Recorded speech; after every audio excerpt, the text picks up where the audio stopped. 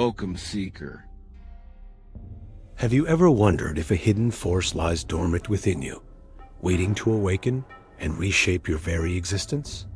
Across temples, scriptures, and whispered teachings, seekers spoke of a power so mysterious, so transformative, that it was said to unlock the gates of higher consciousness itself. They called it Kundalini, the serpent fire coiled at the base of the spine, the secret current that bridges body, soul, and cosmos. Yet, Kundalini is more than a symbol.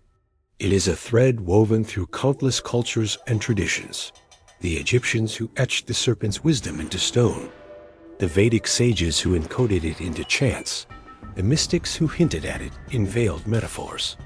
To encounter it is to touch the very fabric of life, a force both dangerous and divine. But what exactly is Kundalini? Is it a mystical energy hidden in the human body? A spiritual metaphor for awakening? Or perhaps an ancient science long misunderstood? For millennia, initiates guarded this knowledge, fearful that in untrained hands it could ignite more chaos than illumination. In this journey, we will uncover the complete history of Kundalini, from its ancient origins to its philosophical depths, from the myths that surround it to the living practices that continue to this day. We will explore why it was revered, why it was feared, and why, despite the march of time, it refuses to be forgotten. This is not merely a story about a mystical energy. It is a story about humanity's quest for transcendence, about the hidden keys within us that mirror the secrets of the universe. And as we peel back the layers of forgotten texts, esoteric traditions, and experiential wisdom, you may begin to wonder, is Kundalini not just a force to study, but a force within you, waiting silently to awaken? If you wish to walk further into these mysteries, subscribe, share your thoughts in the comments, and keep your curiosity alive, for curiosity is the first breath of awakening. The story of Kundalini does not begin with modern yoga studios or New Age teachings. Its roots stretch back thousands of years to the dawn of civilization, where serpents, spirals, and hidden fires were etched into myth and stone as symbols of a force beyond ordinary comprehension. In the Indus Valley civilization, long before the Vedic hymns were formalized, archaeologists uncovered seals depicting figures in meditative postures, surrounded by animals and mysterious symbols. Many scholars believe these early depictions reveal humanity's first attempts to capture the essence of inner power, a proto-concept of Kundalini. The serpent, a universal archetype of renewal and transformation, appears again and again. As Vedic culture blossomed, the serpent fire gained a name. In the Upanishads, particularly the Shandilya and Yoga Upanishads, the word Kundalini surfaces, describing a coiled energy at the base of the spine, dormant yet potent. Here, it is said that through discipline, breath, and meditation, the seeker could awaken this energy, guiding it upward through the body's subtle channels, the nadis, until it pierces the crown, uniting the individual soul, Atman, with the universal spirit, Brahman. But India was not alone in its reverence for this hidden current. In ancient Egypt, the serpent was both feared and worshipped. The uraeus, the serpent rising from the pharaoh's crown, symbolized awakened consciousness and divine authority. Was this, too, an expression of the awakened life force that the sages of India spoke of? Some esoteric scholars suggest that the Egyptian Ka and Ba, the vital and spiritual essences of man, align with Kundalini's dual role, to energize the body and liberate the soul. In China, the Taoists mapped energy through meridians and spoke of the microcosmic orbit, a circulation of subtle currents strikingly similar to the rising of Kundalini. The Chinese dragon, coiling and ascending, echoes the imagery of the serpent fire. Meanwhile, Greek philosophers like Plato hinted at a hidden fire of the soul, while the mystery schools of Eleusis used initiation rites that may have kindled altered states, not unlike a Kundalini awakening. Philosophically, Kundalini represents far more than energy. It is the union of opposites: earth and heaven, matter and spirit, mortal and divine. The serpent lies coiled at the root, symbolizing latent potential. When awakened, it ascends through the chakras, dissolving the illusion of separateness and unveiling the truth that man is not a fragment adrift in the cosmos, but a mirror of it. Yet throughout history, this knowledge was carefully guarded. To the uninitiated, Kundalini was dangerous, likened to a fire that can burn if uncontrolled. Mystical orders, whether in India, Egypt, or the West, spoke in symbols and allegories, concealing the secret from those who sought power rather than wisdom. What survives to us today is a patchwork of hints, fragments, and veiled teachings, each pointing to a mystery that transcends culture. Thus, the history of Kundalini is not merely a linear timeline, but a tapestry woven across civilizations, a universal truth that surfaced wherever humanity sought transcendence.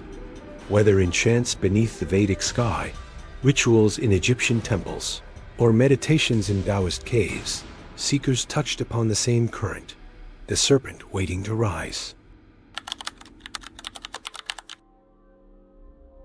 To understand Kundalini, we must first step beyond the surface-level interpretations often seen today. It is not merely energy in the modern, scientific sense, nor simply a metaphor for psychological growth. Kundalini is described in the ancient texts as Shakti, the primordial force of creation itself, compressed and coiled within the human body, like a cosmic seed awaiting its flowering. The word Kundalini itself comes from Kundal, meaning coil or ring. She is the serpent power, depicted as a snake coiled 3.5 times at the base of the spine, resting in the Muladhara chakra. This image is no accident. The serpent embodies both danger and transcendence, death and rebirth, the very duality that Kundalini reconciles when awakened. The body, according to yogic science, is not just flesh and bone, but also a network of subtle channels called nadis. Of the 72,000 nadis, 3 are considered central: Ida, Pingala, and Sushumna. Ida represents lunar, cooling, feminine energy. Pingala embodies solar, heating, masculine energy. And between them lies Sushumna, the central channel running along the spine, dormant until awakened. Kundalini, when roused, ascends through the Sushumna, piercing the 7 chakras, spinning wheels of energy that correspond not only to aspects of the body, but also to layers of consciousness. This ascent is not only physiological, but metaphysical. From the primal instinct of survival at the root, through creativity, power, love, expression, vision, and finally, to the crown, the 1,000-petaled lotus of enlightenment. Yet the awakening is not simple. Ancient yogis warned that Kundalini is like lightning. Uncontrolled, it can destabilize the body and mind. Controlled and guided, it transforms the seeker entirely. It is said to burn away karma, dissolve illusions, and reveal the truth of oneness with the cosmos. This is why gurus and masters insisted on preparation, purification of body, mind, and intention before attempting to stir the serpent. Interestingly, modern psychology has brushed against this mystery. Carl Jung recognized Kundalini as a symbol of individuation, the process of uniting the unconscious and conscious mind. He saw the rising serpent as the psyche's journey toward wholeness. Neuroscience, too, has drawn parallels, noting that Kundalini experiences often involve surges of energy, altered states of consciousness, and radical transformations in perception. But here lies the paradox. Kundalini is at once universal and deeply personal. For some, it comes as a slow, gentle current, rising like a dawn. For others, it erupts like fire, shaking the very foundations of their being.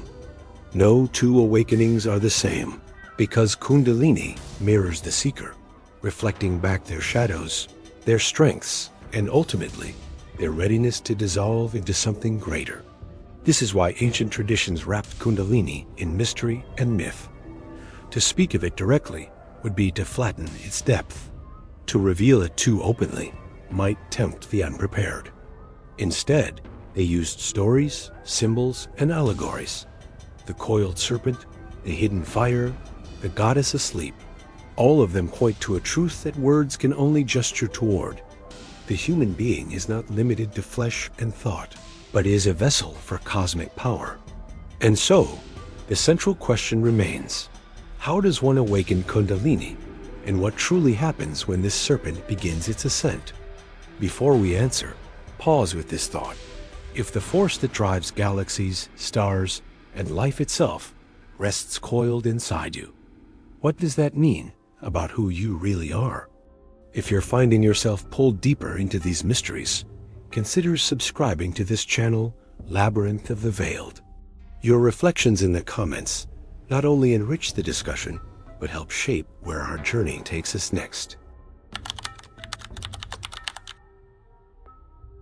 If in the previous section, unveiled Kundalini as the serpent force coiled at the base of the spine, this section demands we step into the labyrinth of myths, warnings, and veiled teachings that surround it. For Kundalini has always lived in a paradox, revered as divine liberation, yet feared as dangerous madness. In Indian tradition, she is not just an impersonal energy, but a goddess. She is Shakti, a feminine creative principle, the power of the cosmos asleep within matter. When awakened, she ascends to unite with Shiva, pure consciousness, dwelling at the crown of the head. This union is the mystical marriage, energy and awareness dissolving into one. To the yogis, this is liberation, moksha, freedom from the endless cycle of birth and death. But to others, this serpent power carried darker connotations. The very word serpent recalls Eden's forbidden wisdom, the biblical snake offering knowledge that cost humanity paradise. Was this a cautionary echo of Kundalini, the peril of awakening knowledge before one is prepared? In Gnostic texts, the serpent is not evil, but the bringer of enlightenment, urging humanity to awaken from divine slumber. Here again, the double-edged symbol, divine gift or dangerous temptation. Throughout history, misunderstandings have cloaked Kundalini.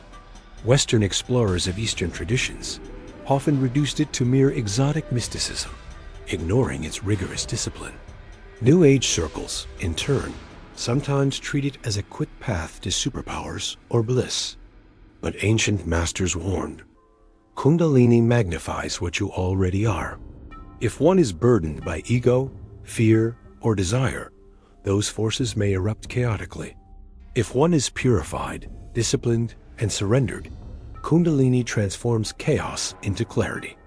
This explains why stories abound of seekers who, upon forcing Kundalini through reckless practice, suffered visions, breakdowns, or disorientation. Modern psychologists sometimes label these crises as spiritual emergencies. Yet within yogic texts, these were understood as imbalances, a serpent roused without proper channeling. Like lightning striking an ungrounded structure, the result could be destructive rather than illuminating. And yet, alongside these warnings, the testimonies of true awakening remain breathtaking. Yogis describe torrents of ecstasy, a fire that consumes all illusion, visions of radiant light flooding the inner sky. Some speak of hearing cosmic sounds, the unstruck music of existence, the anahata nada.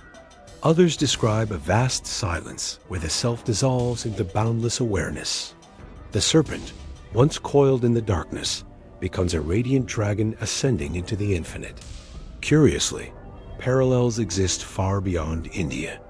In Taoist alchemy, energy ascends through the microcosmic orbit, refining the body into a vessel of light. In the Kabbalah, divine energy rises through the tree of life, piercing the spheres of being. Among the ancient Egyptians, the serpent Uraeus crowns the forehead of the pharaoh, symbolizing awakened power. Each culture, in its own language, whispers the same secret. Hidden within humanity lies a force that bridges matter and spirit. But why, then, has Kundalini been veiled in secrecy, spoken of only in fragments and symbols? Perhaps because true awakening cannot be given. It must be earned. The serpent will not rise for curiosity or greed, only for the one whose heart is ready to surrender everything. The path demands patience, humility, and an openness to be remade entirely. And here lies the heart of the mystery. Kundalini is not about gaining power, but about losing the illusion of separation. The rise of the serpent is the fall of the false self. To awaken her is not to become extraordinary, but to finally see that you are never anything less than divine. So, when seekers ask, what happens when Kundalini awakens? The answer is both simple and unfathomable. Everything changes, yet nothing was ever separate to begin with. If these revelations are opening doors in your own perception, let me invite you to subscribe to Labyrinth of the Veiled. Share your thoughts in the comments below. Has the serpent stirred within you, even in subtle ways? Your story might resonate with someone walking the same hidden path. It is one thing to speak of Kundalini in the language of myths and symbols, and another to bring her presence into lived experience. For though wrapped in mystery, the path to awakening has always been meant to be walked. The ancients did not preserve these teachings merely as philosophy. They intended them as a living science of transformation. The first principle is preparation. The yogic masters insisted that the vessel must be purified before it can hold the lightning of Kundalini. This begins not with dramatic techniques, but with the quiet disciplines of daily life. Simplicity in food, purity in thought, discipline in action. These form the ground upon which the serpent may safely rise. Without this foundation, advanced practices are like igniting fire in a house built of dry straw. Breath, or prana, is the next key. In Kundalini Yoga, the breath is the bridge between the body and the spirit. Ancient texts taught pranayama, the conscious control of breath, as a means of guiding the serpent's movement. Simple exercises, like alternate nostril breathing, nadi shodhana, purify the subtle channels and balance the nervous system. To modern seekers, this may seem small, but to the yogis, it was the art of preparing the inner pathways for divine ascent. Then comes posture and meditation. The serpent cannot rise through a restless, distracted body. Sitting still with the spine erect, one creates the central column, the Sushumna Nadi, as the channel for Kundalini's ascent. Visualizations of light rising from the base of the spine to the crown, or mantras resonating in the chakras, help guide the flow of energy upward. These practices are less about forcing Kundalini and more about inviting her with reverence, like a guest of honor entering a sacred temple. Yet the ancients also taught humility. Do not rush the serpent. Forcing her awakening through reckless techniques or chasing ecstatic visions can destabilize body and mind. Instead, they emphasized patience, surrender, and balance. Even in modern times, teachers advise seekers to ground themselves through walking in nature, through acts of service, through living in harmony with ordinary life. The divine force is not separate from daily existence. She is woven into it. For those who feel the subtle stirrings of Kundalini, tingling along the spine, spontaneous movements in meditation, vivid inner visions, the key is not fear but awareness. Welcome the sensations, but remain steady. Do not cling to the visions, nor resist them. Let the energy flow, like a river returning to its source. As the yogis said, do not seek Kundalini. Seek purification, devotion, and stillness, and she will rise on her own. And in this lies the greatest application of all. Kundalini is not a force to be conquered, but a teacher to be followed. She reveals where we are still bound, where the ego resists, where illusion clouds perception. Her awakening is less about mystical fireworks, and more about living a life of clarity, compassion, and truth. So if you feel called to walk this path, begin not with dramatic rituals, but with breath, stillness, and sincerity. For the serpent will not rise for those who chase power, but for those who open their hearts to transformation. If this knowledge resonates with you, I invite you to subscribe to Labyrinth of the Veiled. Share your experiences in the comments. Have you ever felt subtle energies awakening in meditation or dreams? You may find that your story reflects the journey of countless seekers across time. Across ages and civilizations, the Serpent of Kundalini has been described as mystery, myth, and metaphor. Yet at its heart, it remains the story of the human soul longing to awaken. It is the silent fire hidden at the root of our being, waiting patiently until we are ready to bear its light.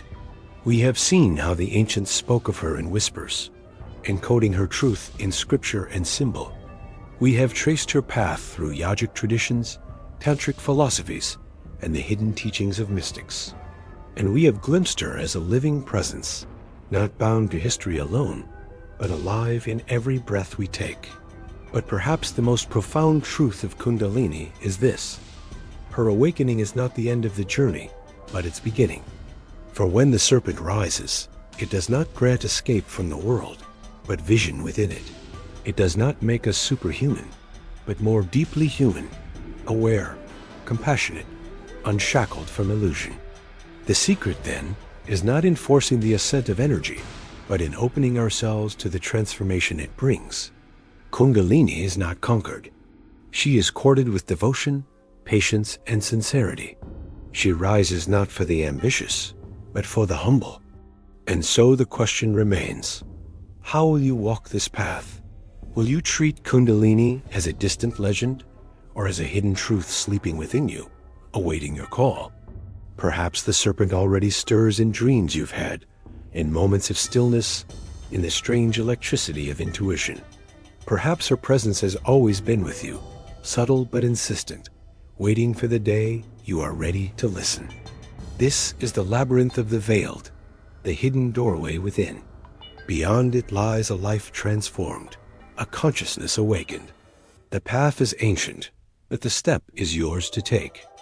If this journey has spoken to you, I invite you to join our growing community of seekers by subscribing to Labyrinth of the Veiled. Share your thoughts and experiences in the comments, for your story may be the spark that lights another traveler's way.